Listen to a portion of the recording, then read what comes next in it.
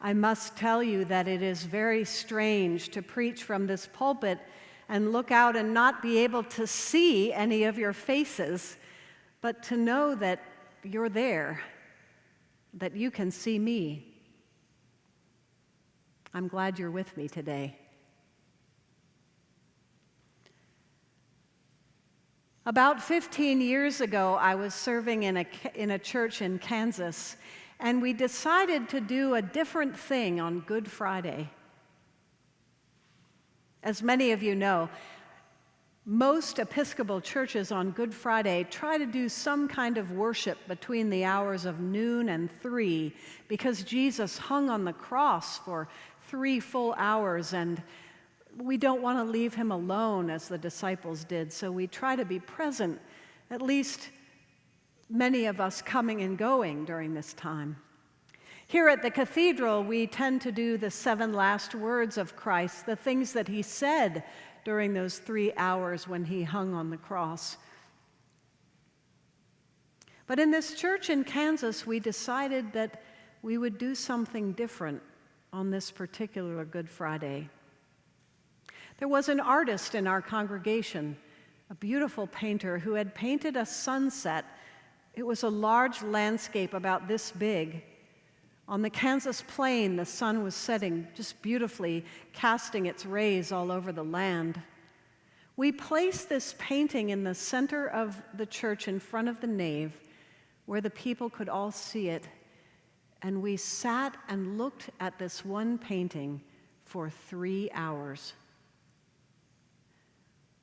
Now, many of the people had work to do, and they were invited to come and go as they could, but I sat there and stared at this one painting for 3 hours, something I had never, ever done before, to look at one thing for that long. It was like a miracle. The longer I looked, the more beautiful the painting became. It was as if it opened itself to me. I noticed new things, new ways that the light played on the grass of the plain. In those 3 hours, that painting became more and more miraculous as I saw it in greater and greater depth and perspective.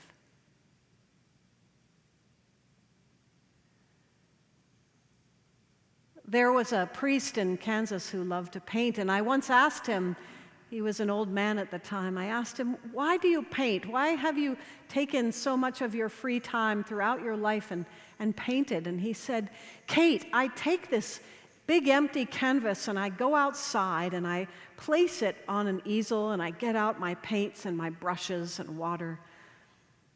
And then I look.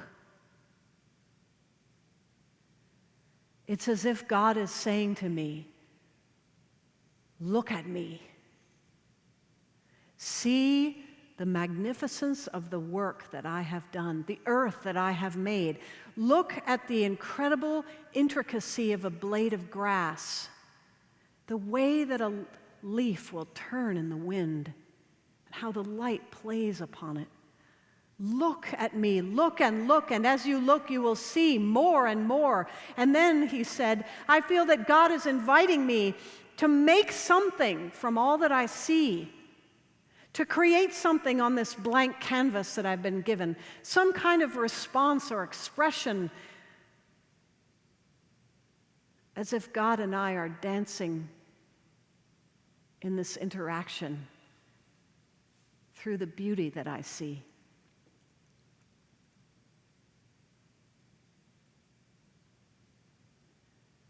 In today's gospel, we hear about a man who was blind from birth. It's a sad situation in Jesus' day. There was nothing a blind person could do but beg, unless perhaps their family took care of them, but this man's parents didn't seem to care for him, so he just sat in the dust and held out his hands, hoping for a piece of bread or a coin. I imagine that he heard very well, as most blind people do. And Jesus and his disciples are walking by, and his disciples ask this question. It hurts my heart that the blind man most likely heard this question, but no doubt he had asked it of himself. You see, in the understanding of the Hebrew Scriptures, they believed that all pain and all suffering was caused by human sin, that God was punishing us because we had done something wrong. According to the reasoning of the Old Testament, this virus that is going through our world is some kind of a punishment for us. And so the disciples said to Jesus, who sinned, this man or his parents, that he was born blind? In other words, someone did something wrong. Someone must be being punished. Who is it? Who's being punished? And of course, the blind man hears this with his acute hearing. I'm sure his heart hurt. Maybe he too felt that it was something he had done but didn't know what. Maybe he blamed his parents. Maybe they had done something wrong. But I'm sure he listened with rapt attention as Jesus responded. And Jesus' response is so different from anything that the Jews had considered before. He said, no one sinned. No one has done anything wrong. This man has been born blind so that the works of God might be revealed.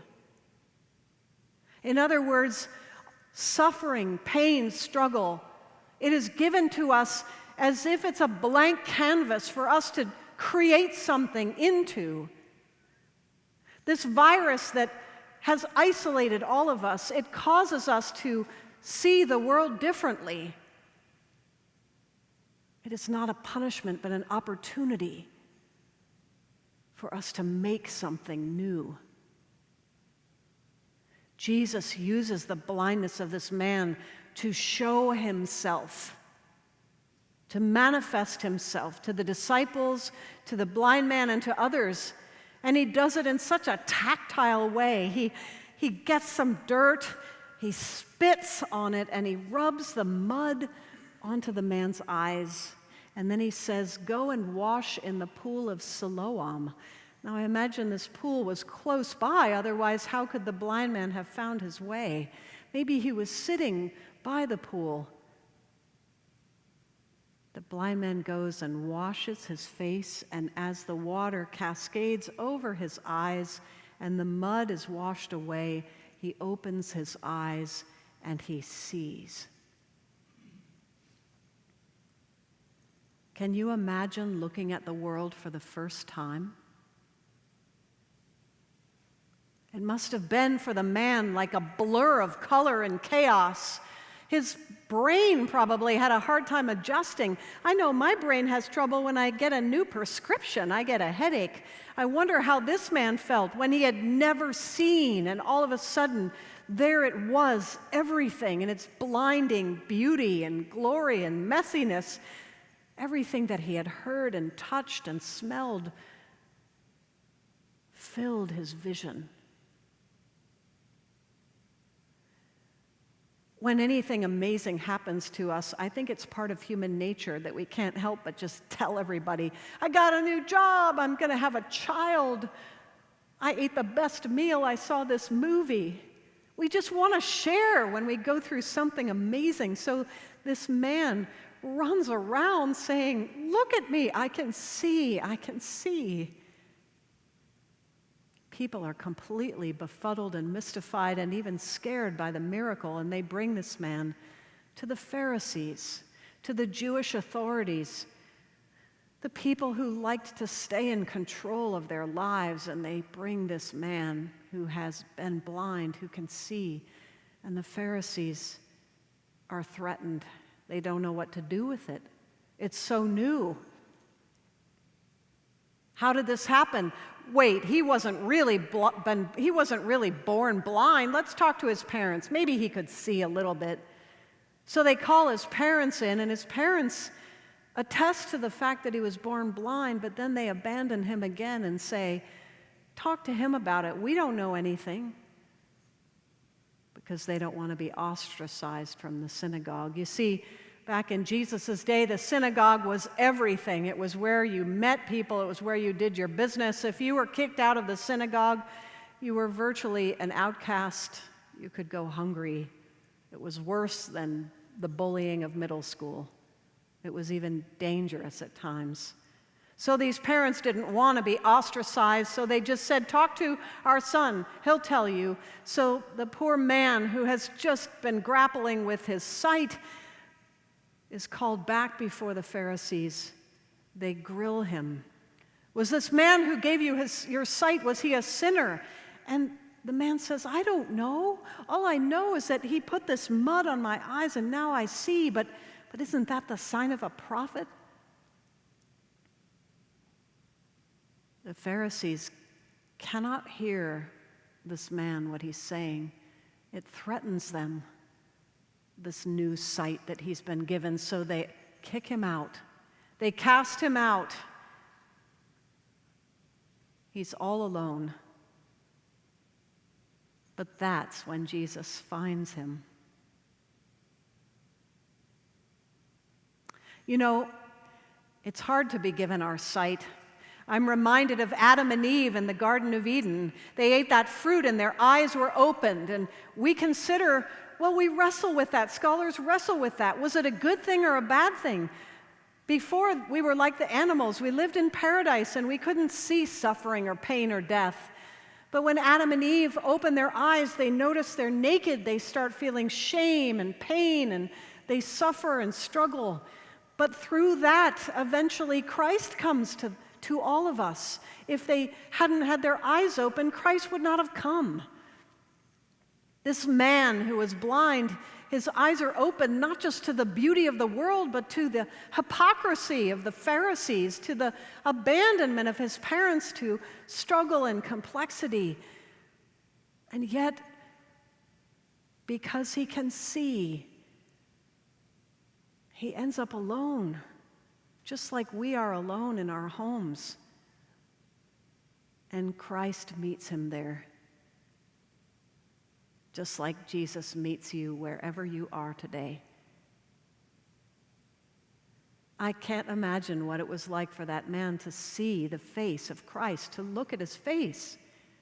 How beautiful it must have been, the way that Jesus looked at him with such love. Isn't that the point of our lives? To look at what God has made, to look at this world at each and every moment, to create something of it. Take this situation we've been given and use it to God's glory. See me, God says, see my hand at work in the world. Take what I make and make something more of it. Create with me, so that one day you will be able to see me, to see my face. I don't know about you, but I can't wait for that day to see Jesus' face. How beautiful it will be one day. Until that time, let us take this blank canvas that God has given us, this opportunity of aloneness, this opportunity of new kinds of community, and let us make something beautiful together. Amen.